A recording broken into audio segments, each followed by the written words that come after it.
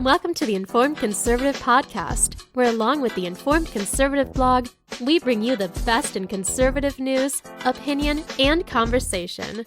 Visit us online at informedconservative.us, follow us on Twitter at ConserveBlog, and join the conversation on our Facebook page.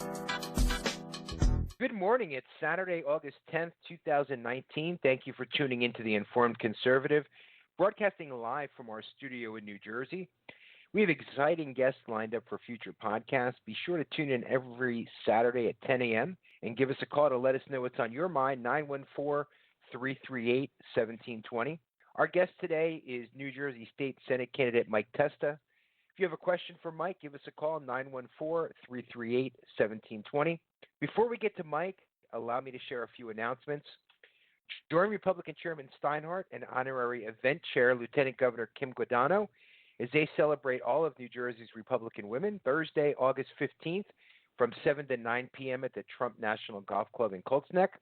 On Saturday, August 24th, the Camden County GOP will host the opening of their headquarters at 5501 Route 42 in Blackwood.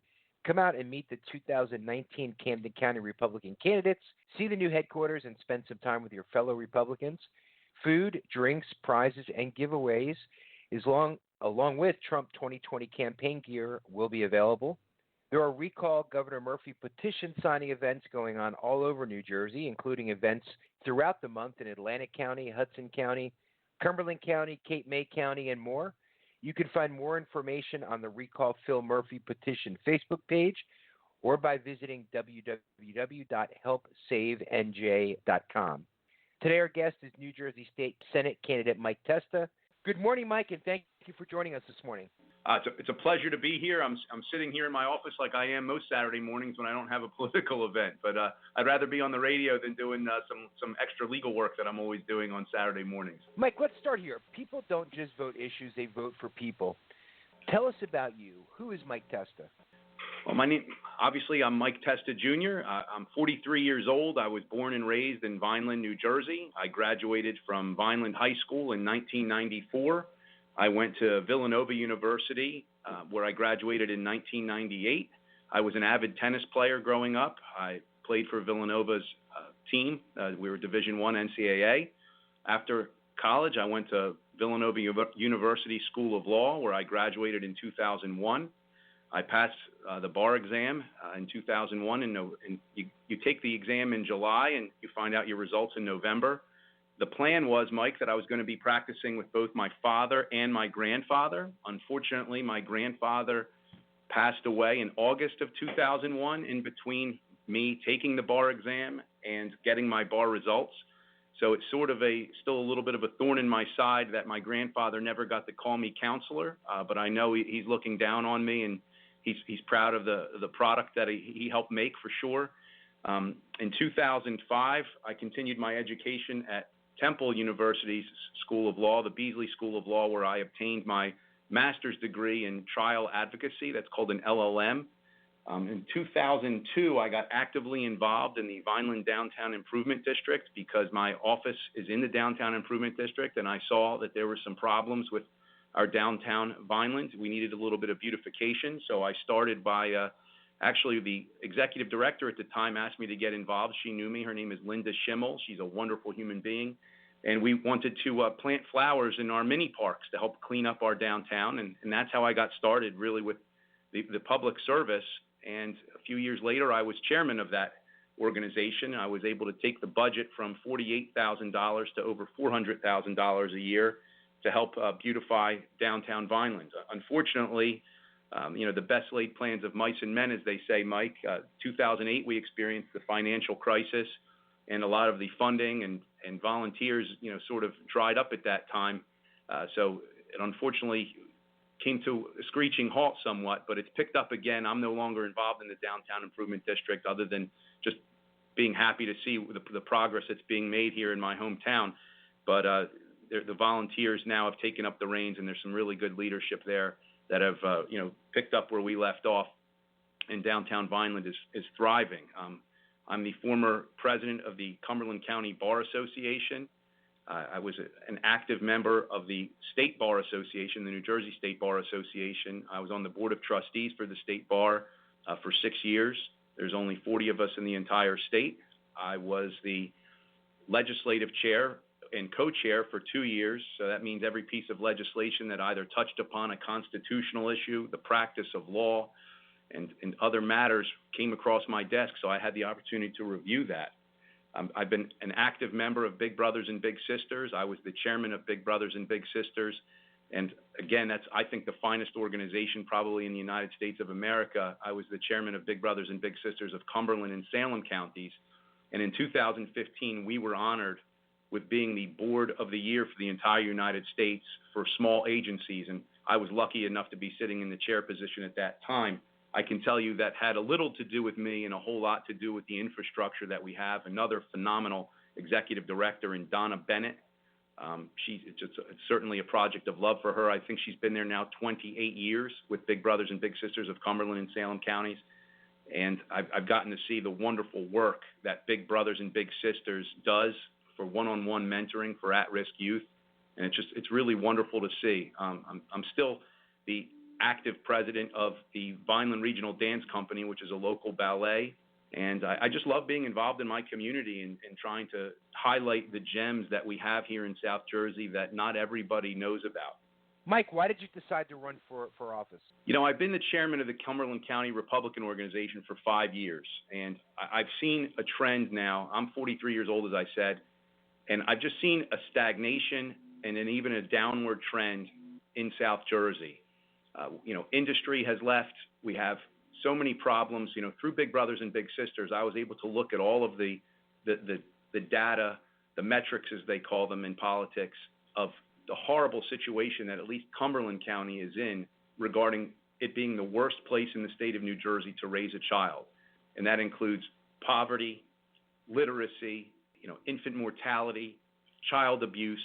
It's just very sad what I've seen as a downward trend. And I think that there's just been a 40-year trend of lack of leadership, both at the county level and at our state legislative level. Mike, I live in Cherry Hill. I'm in Camden County, but it seems like politicians in Trenton often forget that we exist here in South Jersey. Well, absolutely. One of the things, Mike, that really bothers me is I've heard for years that, Route 55 was supposed to be extended all the way to the Garden State Parkway right at Route 9 in Cape May Courthouse. And, through the political horse trading, it seems that there's always development and room for development up in North Jersey, whether it's an expansion of the parkway up there, an expansion of the turnpike, an expansion of a certain highway in North Jersey.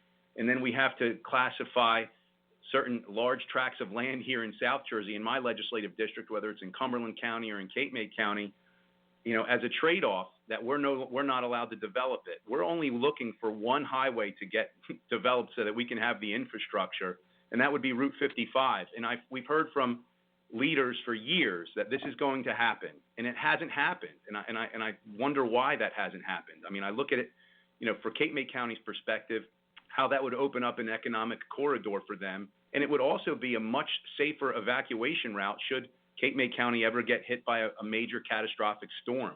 And you're absolutely right. South Jersey, for whatever reason, has been largely forgotten by the politicians in Trenton, even by our own politicians in Trenton. They're not allowed enough voice for the citizens. Not all voters, Mike, understand how voting districts work. Who can vote for you? All of Cape May County, most of Cumberland County, and there's a sliver of Atlantic County, which includes Corbin City, Estelle Manor, and Weymouth. Good. So, yeah. So I've spent some time on your website, testafornj.com.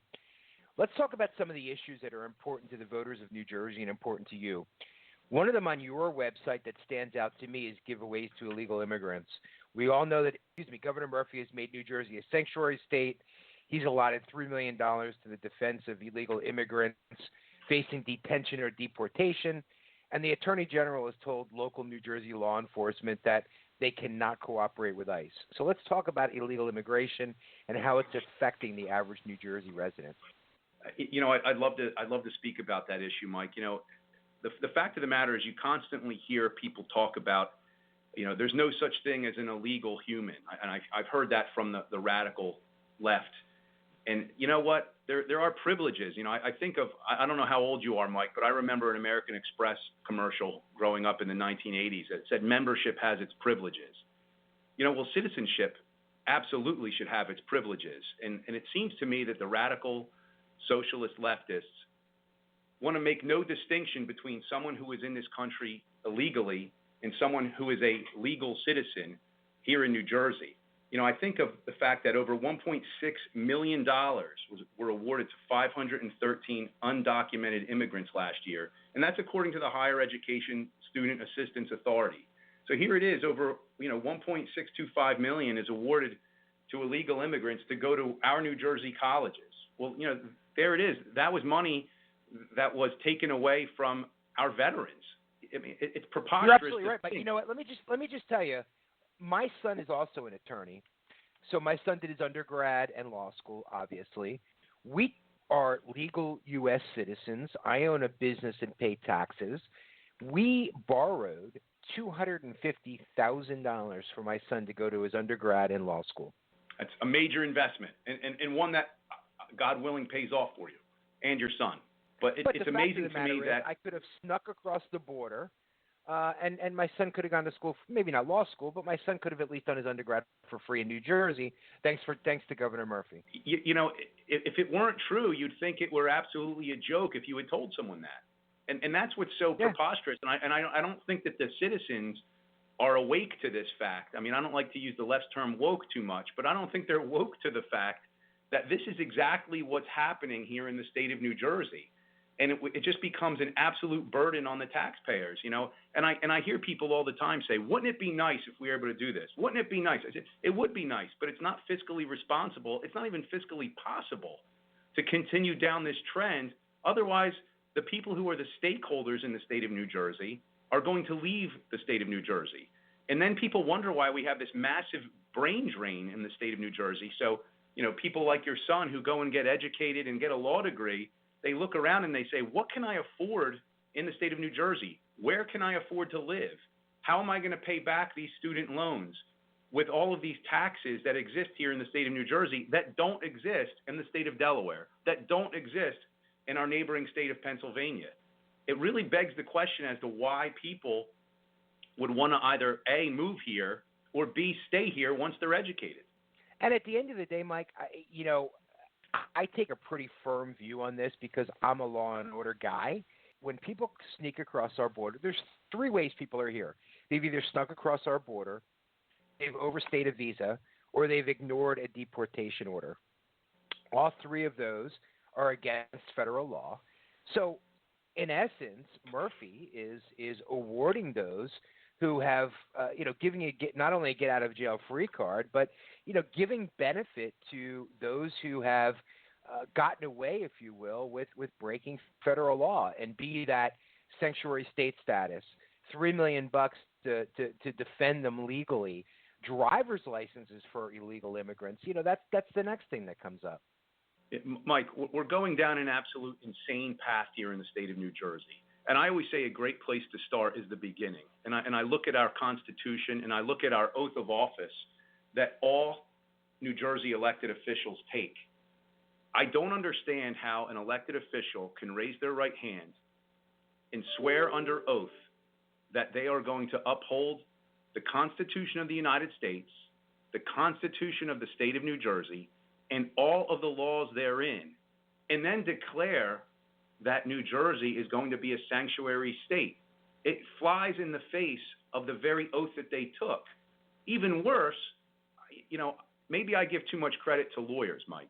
Governor Murphy's not a lawyer, so he can say, hey, I want to declare this a sanctuary state. But he has an attorney general who is sworn to uphold the law as well, who goes right along with this illegal action. I mean, quite frankly, I think it is a slap in the face to those of us who really care about the rule of law. That's what binds us as people. Not the color of our skin, not our nationality, not our religion. What binds us all as United States and New Jersey citizens is the rule of law, and that we are all equal under the law. And unfortunately, this administration is not about equal rights. They are about special rights. And that's a very, very dangerous policy to have. You know, I agree with you 100%. And the sheriff down in Cape May County, I am so proud of him for standing up to the attorney general and saying, I am going to, in fact, cooperate with ICE, as well as the sheriff in, I believe it was Monmouth County. Ocean County is suing the Murphy administration.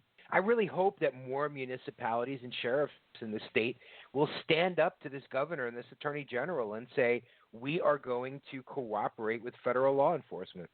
Absolutely. You know, I was with Sheriff Bob Nolan from Cape May County last night. He's taken such a strong stand against Cape May County and the state of New Jersey being a sanctuary state. You know, I know he's absolutely unhappy with the attorney general's directive, and he's placing the safety of Cape May County families first.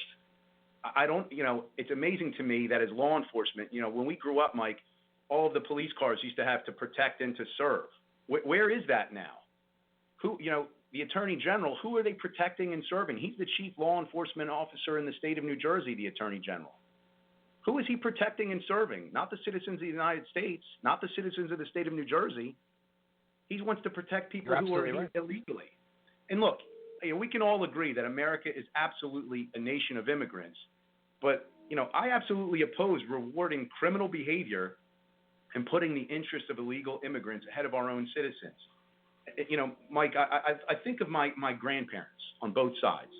On my dad's side, my great-grandparents emigrated here from Italy, legally, by the way, to secure a better future for their children and themselves. My grandfather became the first elected mayor of the city of Vineland because it used to be a borough and a township, and he went on to become a Superior Court judge, and he didn't even speak English until the first grade, Mike. And then my father, he went on to start and build our family law firm where I now practice, and it was the plan was, as I said to you before, was all three generations of us were supposed to be practicing together. You know, and I think of my mom's side of the family, they met in a Nazi concentration camp, my grandparents. So this whole notion of when I hear like white privilege and things, I say, well, you know, does that really apply to me where my grandfather didn't speak a word of English until first grade? And then my grandparents on my mother's side were Jews who were persecuted during World War II and held in a concentration camp where they actually met. I mean, it's just preposterous to paint with such a broad brush, and that's what the radical socialist leftists want to do at all times. Mike, it's interesting. We have so much in common. So on my mother's side, my great-grandparents were Italians who came through Ellis Island. On my father's side, they were actually Jews who escaped Europe, ended up, I don't know how this happened, but ended up in Russia, and then immigrated to the U.S. The reality is everybody, all of us, came from somewhere, but we came here legally. And nobody's against immigration. What we're against is illegal immigration. And I know you know Steve Cush, the Bob and Steve show. I don't know if you heard on the radio show a couple of months back, but, you know, Steve used to live in New Mexico, and he had some folks from New Mexico on his radio show. And, you know, these people were talking about, I'm paraphrasing, but basically walking out of their houses in the morning armed because they don't know who they're going to find on their property.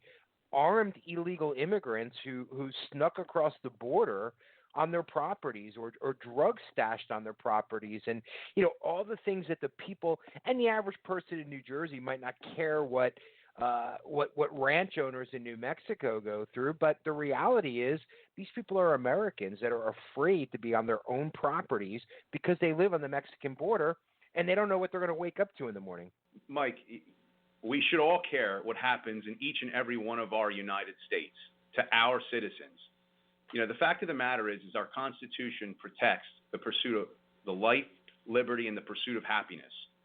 Well, you know, quite frankly, all three of those are infringed upon when you're a landowner in any state and you have to worry about drugs being stored on your property, illegal immigrants crossing your property. That's a real problem. I mean, and again, just like I said, Cumberland County, where I'm from, has experienced a 40-year problem.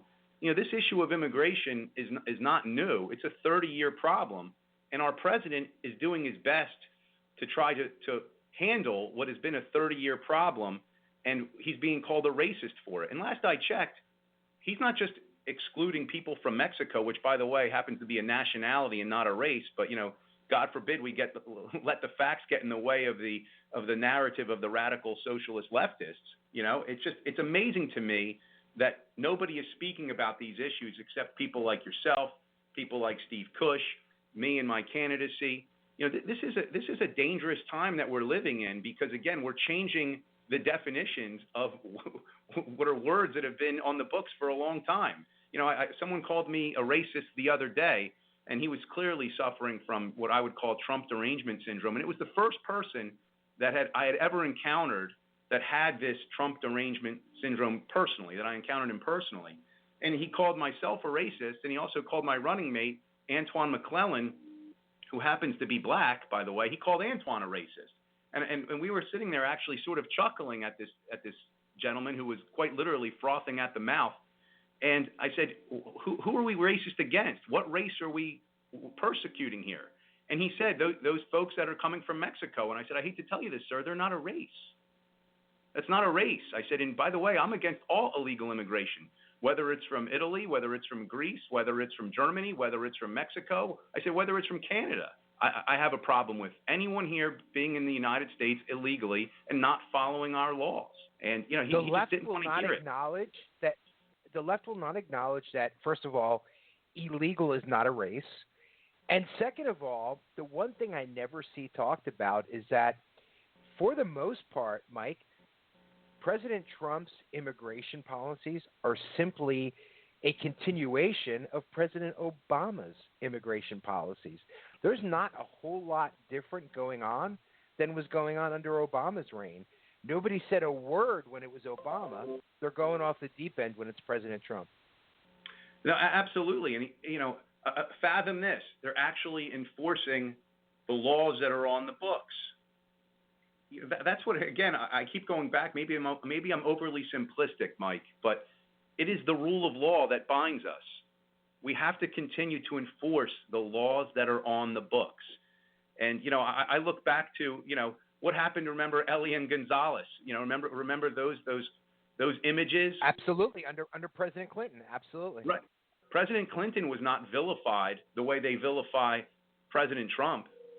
Why? It's really just sad. It just goes to show you how intellectually disingenuous the leftist media is. And in reality, they've become an arm of the Democrat Party. And unfortunately, this is no longer the Democrat Party of JFK. That party came and went a long time ago. And, I've heard many people tell me that used to be Democrats say to me, Michael, I was a Democrat because my father was a union laborer. And, I believed in the Democrat principles, but I didn't leave the Democrat Party, they're telling me. They're saying the Democrat Party left me. This is insane what is happening here in the United States, and in particular in the state of New Jersey. I mean, we seem to be watching an evolution, and I would call it a devolving of the Democrat Party into the party of AOC, Chuck Schumer, Phil Murphy. I mean, this isn't even Nancy Pelosi's party anymore. They're far left of Nancy Pelosi, and that's a very scary thing. I've heard people say that Obama could not be elected in today's Democratic Party. I would agree with you. He wasn't. I mean, think of how far left they are going in these debates. I mean, honest to God, if someone had shown a recording and somehow was able to go back in time, if someone was able to show a recording of the debates that happened this year, and they went back 12 years ago, let's say, and showed a video of that to the people, they think it was a comedy show. I don't think they would actually believe it was a legitimate presidential debate. Unbelievable. And Mike, you followed a path that I speak about every single day, and that is the law. Illegal immigration is a violation of the law. I feel the same way about marijuana. Murphy wants to legalize marijuana in our state. Folks every single day will make an argument on social media, for example, oh, well, marijuana is not as dangerous as alcohol or whatever they have to say. My argument is, I don't care what your opinion of marijuana is, it is federally illegal. If you want marijuana to be legalized, then you petition your federal representatives to legalize marijuana. Today, it is illegal. The state of New Jersey and the state of Colorado and the state of California and whoever else cannot legalize marijuana. because it is federally illegal. So I take the same path when it comes to marijuana. Follow the law. If you don't like the law, petition your representatives to change the law. Mike, I want to quote the movie Step Brothers to you right now. I think we just became best friends. Absolutely. It's amazing to me that states like Colorado are just really flaunting the law and sort of, scoffing at what our federal law is. I mean, and people that are lawyers like your son and myself and my father, there's this notion called federal preemption, meaning that once that federal law is on the books, states cannot give any greater rights. There are areas of the law where states can give greater rights and protections to their citizens than federal law provides. This is not one of them.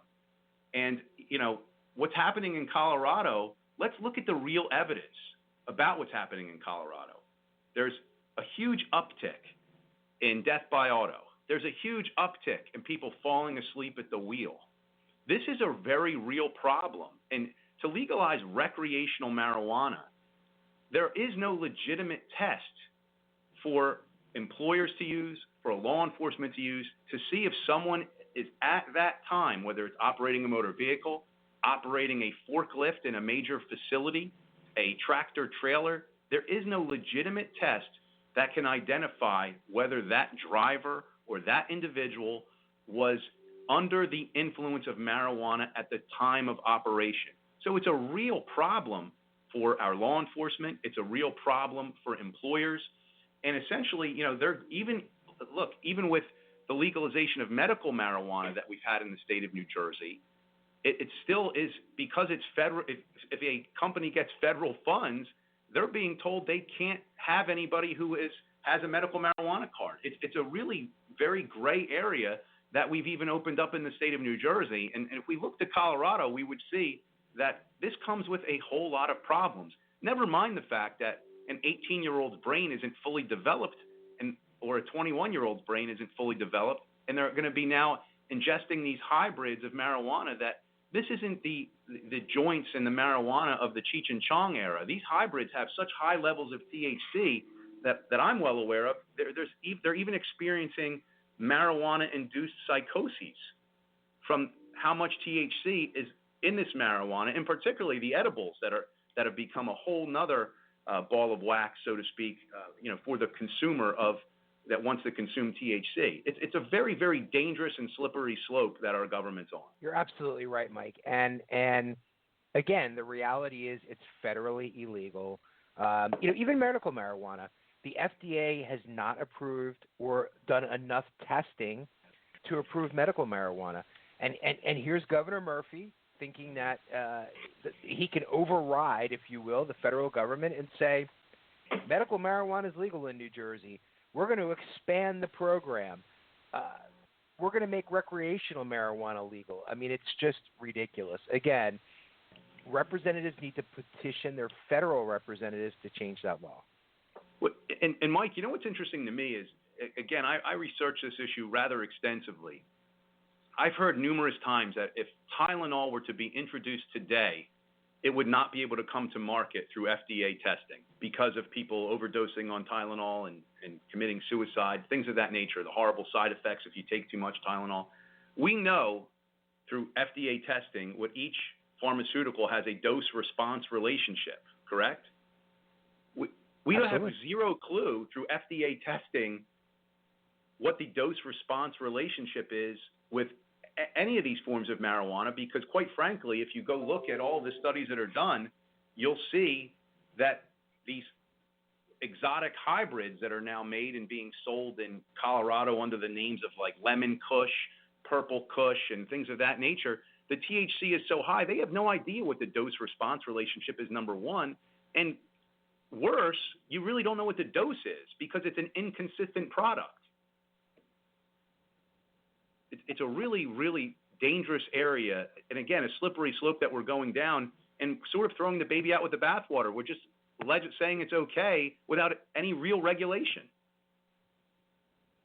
Mike, let's change gears. Another very timely issue, pulling from your website, is gun rights for law-abiding citizens. So unfortunately, with the shootings that took place last weekend, Everyone on the left wants to take away our guns now. Tell us your thoughts on gun rights for law-abiding citizens. Look, those recent tragedies that we've experienced, Mike, need to have us take a serious look into the mental health of our children and our youth. There is no doubt about that there is a mental health issue.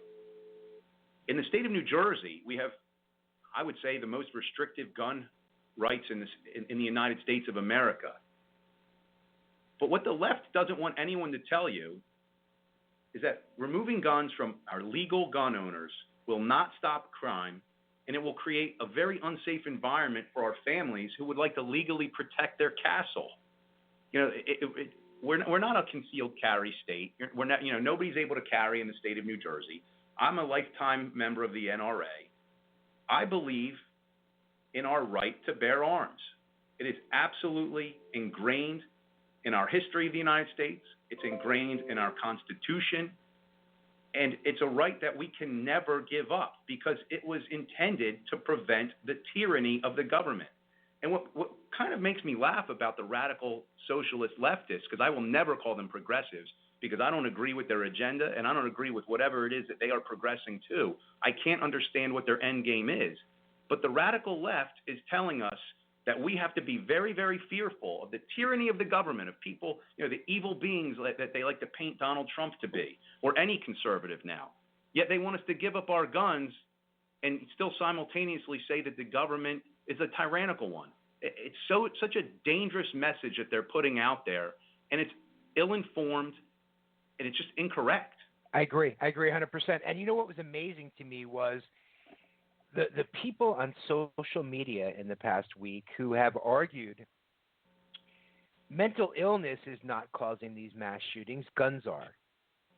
And I've said in return, obviously someone who pulls off a mass shooting has mental health issues. There's no, even in Europe where gun laws are even more restrictive than here in New Jersey, people find other ways. You can go on Google and find the instructions to build an explosive device in about 10 seconds, knife attacks. People with mental health challenges are going to find a way if they're determined to do so. Absolutely. And again, I truly believe we have to invest in better mental health. One of the shooters from last week, had that kill list, and those are alarming things. When you have something like that, I don't believe that someone's records should be sealed. That individual is still able to obtain a gun. And, I got to tell you, I'm a criminal defense attorney, Mike. I've represented a lot of individuals that have been charged with possession of a firearm. They didn't obtain it legally. So all these further restrictions and only harm the law-abiding gun owner. Criminals are still going to find a way to illegally obtain a gun regardless, no matter what law is on the books. It makes zero sense. You're absolutely right. It makes zero sense to continue to punish the law-abiding gun owner whose firearms are registered, who's trained. Look, Mike, I'll be very honest with you. And some people on my side of the aisle might not be happy with me. I look at it this way: you should be trained to drive an automobile. You should be trained on how to operate a firearm. They are dangerous in the wrong hands. Mike, you're absolutely right. I lived in Pennsylvania for a period of time, and I did have a concealed carry permit.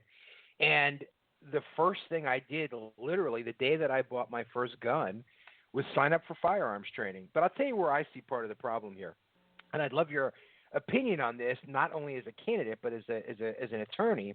Because of HIPAA laws, the states that issue permits cannot look into the psychological records of an applicant. So I'll give you an example. When I did live in Pennsylvania, I knew of an individual. He was 18 or 19 years old. He had been kicked out of every high school he had ever gone to for violence.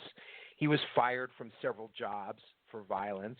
He had a very long psychological history going back into his juvenile years and obviously his young adult years as well. He was able to get a concealed carry permit in Pennsylvania. I saw him one day, he's carrying a gun. I said, "How did you get that gun?" He said, he laughed and he said, "Oh, well, you just check the boxes. No, it's all self-disclosure." So, in my opinion, and again, people who sit on my side of the aisle may not agree with me here, but I do think that those issuing authorities should have more access into medical records and to be able to see if an individual like the kid that I'm referencing does have a psychological history, does have a medical background that they should not have possession of a firearm. I couldn't agree with you more. Look, the last thing I want to see is someone who has severe mental health issues having access to a cache of firearms. That's not something that anybody wants. I don't think that anybody can intellectually, honestly say that's a positive to have in our society. But we do want lawful gun ownership. And the best thing about it is I want lawful, responsible gun ownership. It is absolutely a constitutional right. It shall not be infringed upon.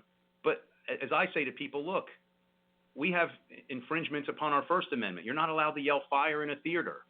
Our courts have interpreted it that way. I don't really have a big problem if someone has to have proper training in order to handle a firearm. You certainly need proper training before you're able to drive an automobile.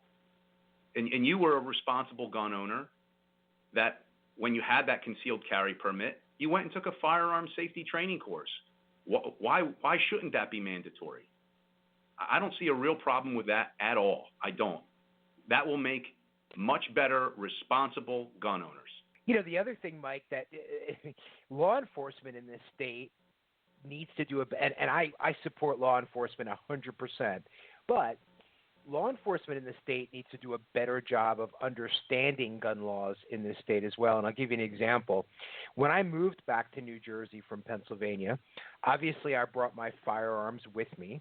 Before I moved, I went to the local police department in the town that I was moving to and said to the desk officer, I have a firearms permit in Pennsylvania. I'm moving back to New Jersey.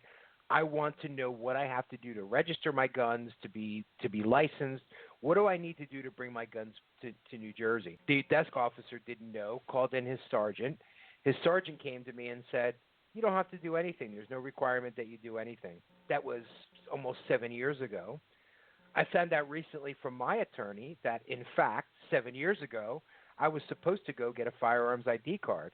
Well, here I went to the police department and said, what do I need to do? And they had no idea. No, that's a real problem. I mean, and I couldn't agree with you more. We have to have much more uniformity. I mean, think about New Jersey. We're the most codified state in the union, right? Why can't they have a simple handbook, put out by the Attorney General's office? But, our Attorney General is too busy, granting all types of special rights to illegal aliens rather than actually taking care of law-abiding citizens. Think of this other, the magazine issue that Governor Murphy and our Attorney General came out with. We're no longer allowed to have magazines that are more than 10 rounds, right? Who does that punish? Who does that punish? Punishes the legal gun owner, because the illegal gun owner who bought his gun off the street in Camden or Newark or Jersey City is certainly not complying with that law. No, they have the older magazines, which are now illegal for law-abiding gun owners, that have 15 in the magazine and 1 in the chamber. There's no doubt in my mind that the illegal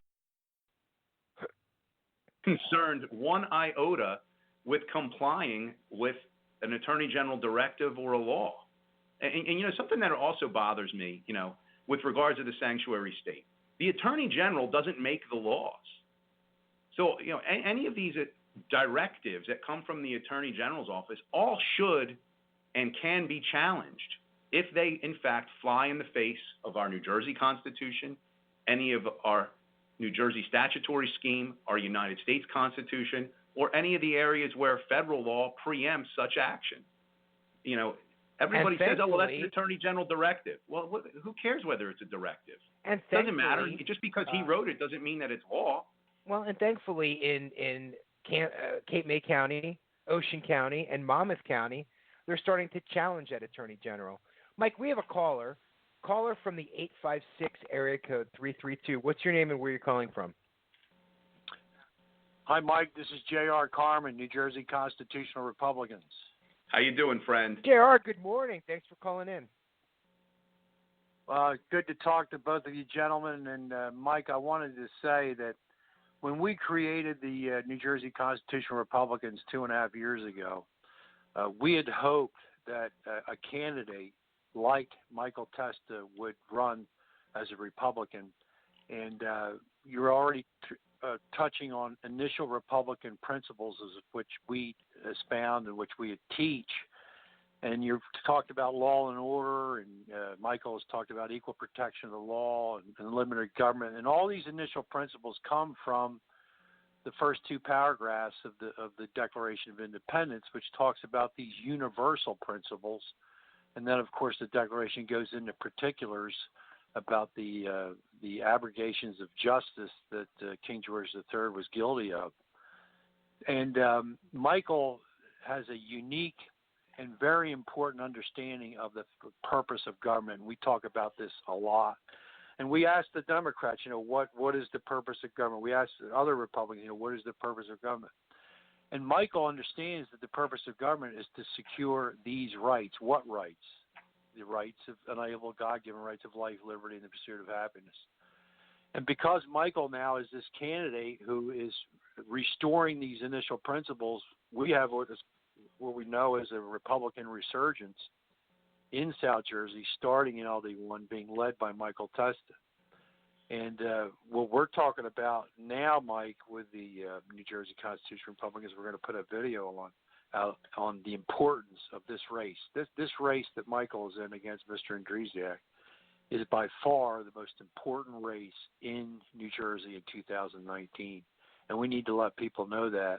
And the wonderful candidate now that we have in Michael Testa, who understands a representative's responsibility, which has been largely forgotten. Mike, JR and I talk almost daily, and sometimes I worry that we're in the echo chamber, but I'm a man who likes to simplify things down to its most base elements. And the radical socialist leftists truly believe that it's the job of the government to take care of the citizens from womb to tomb, and actually take care of non-citizens from womb to tomb as well. And I just wholeheartedly agree with the foundation of our Constitution, and that is it's found in the Declaration of Independence, which says that the government's job is merely to secure our inalienable rights, which are life, liberty, and the pursuit of happiness. And it really can be broken down to those, I think, simple core terms to show what we are on the right, and we are correct on the right, and the difference between the left that sees the Constitution, the Declaration of Independence, our New Jersey statutory scheme, our federal laws. They see them as an obstacle. They don't see them as a guiding light or a guidepost. They merely see them as an obstacle. And that's very, very scary and should awake a lot of people to the vast differences between Republicans and what are now the radical socialist leftists that call themselves Democrats. Mike, JR brought up Andrew, I'm going to say his name wrong, your competitor. Say his name? Andrzejak. Bob Andrzejak. I spelled it. I knew I was going to say it wrong. Bob and Steve love to make the countdown every week of how long it's been since you challenged him to a debate. I don't even remember what they said this morning was the number of days, but no response whatsoever in your offer to debate him. Zero response. And I'll say this is a very sad thing. I think that the citizens deserve to be able to have that debate so that they can see exactly what I'm about and exactly what he is about.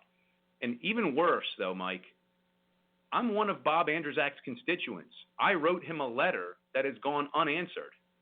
I truly believe at least he owed me a response to say, no, I am unwilling to debate you. Instead, it's wholly ignoring my letter to him. And I just think that is a really despicable move on his part, just to ignore someone who took the time to write a letter indicating that I would want to debate him and that Harry Hurley from Hurley in the Morning would actually host that debate. But and he I hasn't believe done. Bob and Steve offered to host it as well. They have. And what that shows, Mike, is the fact. Now, I just wanted to say that Mr. Michael's challenger not willing to debate it's a loss for the citizens, because the citizens need to know why a particular representative is qualified to represent them.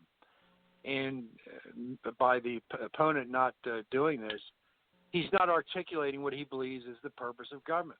Now, we know that the Democrats, as Michael has already said, they believe in special rights and privileges to some at the expense of everybody else, whereas as Republicans, and this is why Michael is restoring initial Republican principles, which is what we've been espounding, and he's the figurehead now of supporting and reinstituting the initial principles of the Republican Party with equal protection of the law, 14th Amendment, Republican Amendment.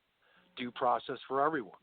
You know, the illegals in New Jersey, they're not being treated equally. They're given special rights and privileges for some at the expense of law-abiding citizens. So there's a perfect example of the dichotomy that exists between Michael Testa and his opponent, and the Republican ideals that now are being restored that go back to the Declaration.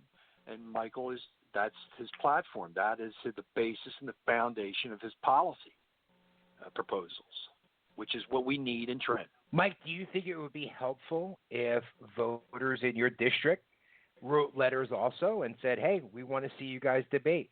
I think it would be helpful, but all I think that would do is amass a lot of letters on his desk. I don't think he would accept the challenge. I truly don't believe that he will. I think he is somewhat in hiding as far as willing to debate me. And he's trying to paint himself as this conservative Democrat. There is no such thing. There is no such thing here in the state of New Jersey. This has been a farce that, unfortunately, the citizens of the state of New Jersey have believed in Legislative District 1 for a very long time. And it's unfortunate, but the wool has been pulled over their eyes, I think, for the last time. It's not just in LD1. I think it's across the state of New Jersey. Voters believe that, even with Phil Murphy, that they're electing Democrats that are going to be more centrist. But this Democratic leadership we have in office now, they're off the charts. They're radical leftist off the charts, in my opinion. I don't think they're even trying to hide it anymore. I mean, this isn't, it's not our opinions anymore, Mike. And I'm not saying that to diss you. I'm saying that they're not even trying to hide who they are anymore. They don't care about the rule of law. The most basic thing that is an elected official is supposed to be bound by, they don't even care about it. It's truly, I don't want to get too philosophical here, but, JR and I talk about Plato and Cicero and how the republic is so important to preserve. And I keep hearing this word democracy being thrown around by elected officials. We are not a democracy. We have never been a democracy. But Cicero warns about what happens when elected officials who are supposed to be our representatives, our legislators, bend to the whims of the people. Your representatives are supposed to be in a much better position to represent their district or their state than the individuals who elect them, because they're supposed to be more informed. They're not just supposed to bend to the whim of the people. And I've often said that we have gone, as not only a state but as a nation, we have gone from referring to our representatives as representatives to referring to our representatives as leaders.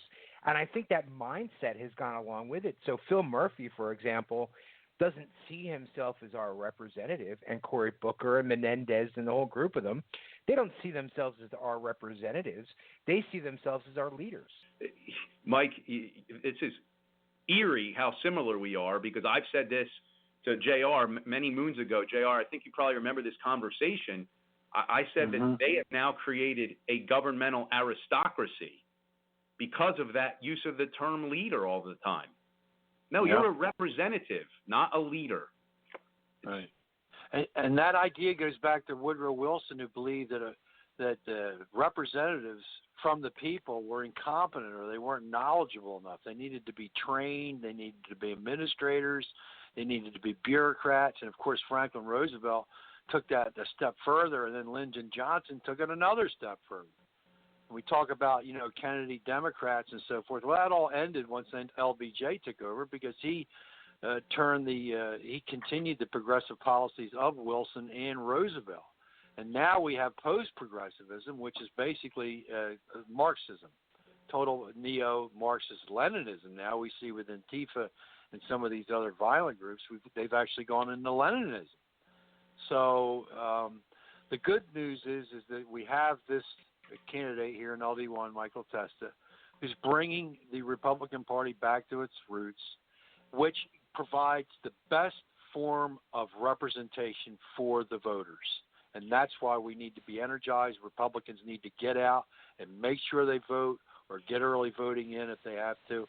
And this message of initial principles that Michael is expounding is resonating with independents and unaffiliate voters and disgruntled Democrats who've had enough of the leftist, the surge in leftist Marxist theory. So this is a very important election, and this is why we, the New Jersey Constitutional Republicans, are going to be so adamant in talking about the importance of winning this election and Michael Testa being the victor.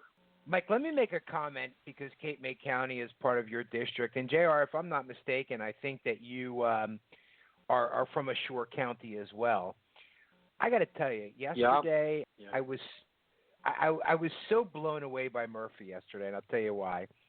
I've been talking since last year that the combination of the $15 minimum wage or the minimum wage increasing to $15 an hour and the short-term rental tax at the shore is going to be a Jersey Shore killer. I live in Cherry Hill now, but I'm originally from the Seaside area. I grew up at the Jersey Shore. I have a love for the Jersey Shore. And I've been very concerned for a long time about Murphy just destroying tourism at the shore. So finally, after the bill sitting on his desk for 43 days, he signed a bill yesterday to repeal the short-term rental tax. And then he goes on social media. I'm going to read you what he put on Facebook. The Jersey Shore is one of our state's greatest treasures, adding tremendous vitality and to our economy. Today I signed legislation to ease taxation on shore rentals, providing relief for shore renters and allowing our tourism industry to thrive. You know, I immediately jumped on my blog and had to blog about this. Here's a guy who signed legislation, then repealed that legislation, and instead of saying, sorry, New Jersey, I screwed up, I never should have signed that legislation in the first place, he then takes credit for repealing the bill. I was blown away. Yeah, it reminds me of that, Ronald Reagan quote, "I'm from the government and I'm here to help." Isn't it so intellectually disingenuous by this guy? Here he is saying now he's helping the Jersey Shore by repealing the very law which he signed. Mike, I'm reminded. And by the way, it's 43 days after the bill was put on his desk to sign it. Well, I'm sure he was busy going to Italy, to his villa in Italy, and doing much other more important things like constituent services or attending a parade or things of that nature that he does instead of actually being the governor of the state of New Jersey.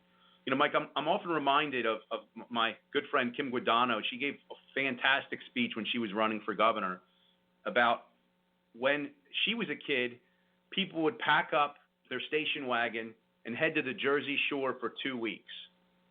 Rent a home at the Jersey Shore and be able to do that for 2 weeks.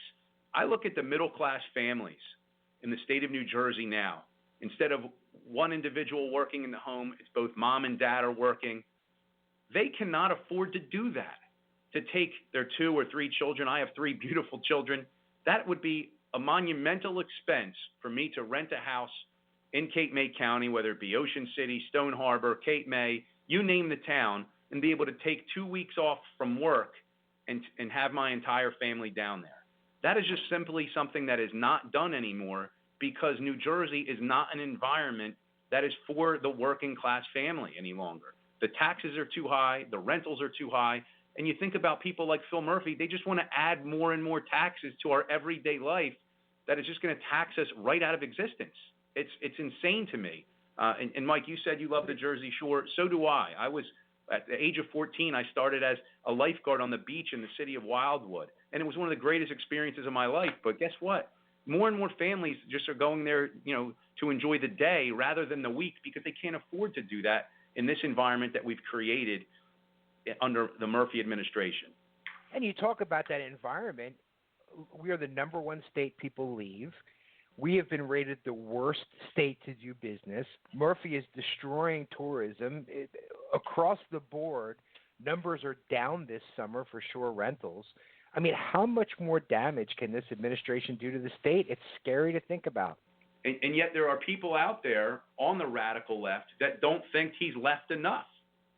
Think about that for a second.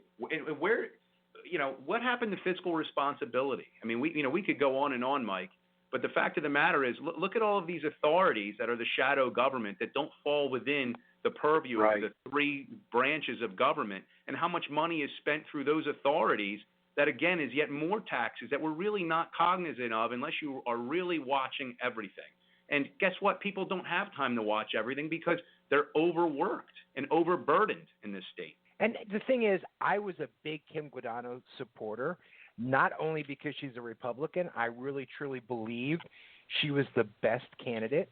Murphy was elected, as we all know, in a very low turnout election, and because he was promising legalized marijuana, which, again, we've talked about this. It wouldn't be legalized anyway because it's federally illegal.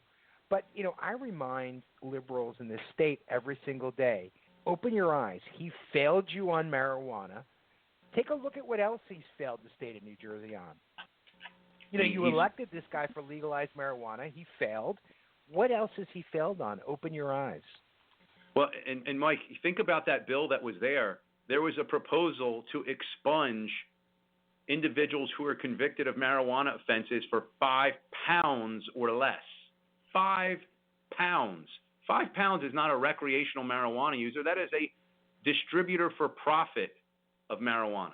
I don't have the information in front of me, Mike, but off the top of my head, Cory Booker was sponsoring a bill, and part of that bill was that importing drugs into the U.S. would not be a disqualifier for a visa and citizenship. I mean, how preposterous are we going to get? Again, I mean, if you showed these statements 12 years ago to people, if you were somehow able to do that, they would laugh and think it was a comedy show or some type of sick joke.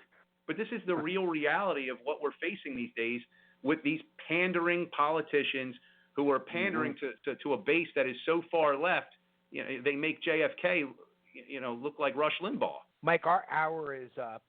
Give people your website. How can they learn more about you? They can go to testafornj.com.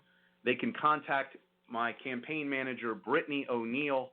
Her number is 609-238-8948.